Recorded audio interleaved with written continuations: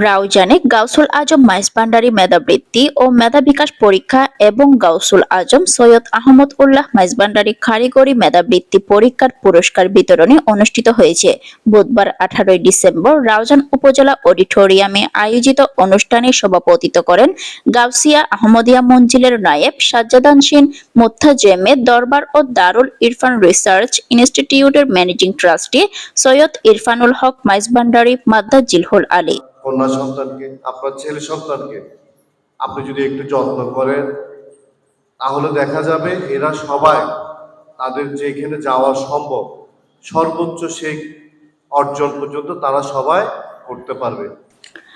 আঞ্জুমানে মুত্তাবেয়িনে গাউসে মাইজভান্ডারী শাহ এমদাদিয়ার রাউজান উপজেলা শাখার সাধারণ সম্পাদক শফিকুল আলম সুমন ও খুরশেদ আলমের যৌথ সঞ্চালনায় প্রধান অতিথি ছিলেন চট্টগ্রাম বিশ্ববিদ্যালয়ের ব্যাংকিং অ্যান্ড ইন্স্যুরেন্স বিভাগের সাবেক সভাপতি প্রফেসর ডক্টর সুলতান আহমদ।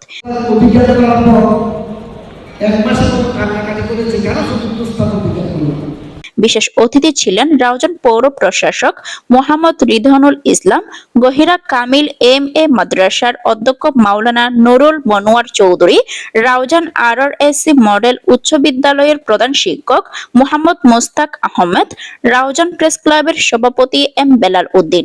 এ সময় উপস্থিত ছিলেন আঞ্জুমানে মুত্তাবেয়িনে গাউসে মাইজভান্ডারী শাহ এমদাদিয়া কেন্দ্রীয় কার্যকরী সংসদের যুগ্ম সচিব মোহাম্মদ মেজবাহুল আলম ভূঁইয়া, সমাজ কল্যাণ সম্পাদক মোহাম্মদ মহিউদ্দিন এনায়েত, চট্টগ্রাম জেলা কার্যকরী সংসদের সাধারণ সম্পাদক শেখ শাকিল মাহমুদ, কোষাধ্যক্ষ এ.এম কামাল উদ্দিন, সাহিত্য ও সাংস্কৃতিক সম্পাদক খায়রুল ইসলাম সুজন, চট্টগ্রাম মহানগর কার্যকরী সংসদের সহ-সভাপতি শফিউর রহমান সাইফু, সাংগঠনিক সম্পাদক মোহাম্মদ সোহেল চৌধুরী, উপজেলা সভাপতি মোহাম্মদ ইউনুস মিয়া, সহ-সভাপতি শরীফ কোম্পানি শফি সহ রাউজান উপজেলা কার্যকরী সংসদ বিভিন্ন শাখার কর্মকর্তাবৃন্দ।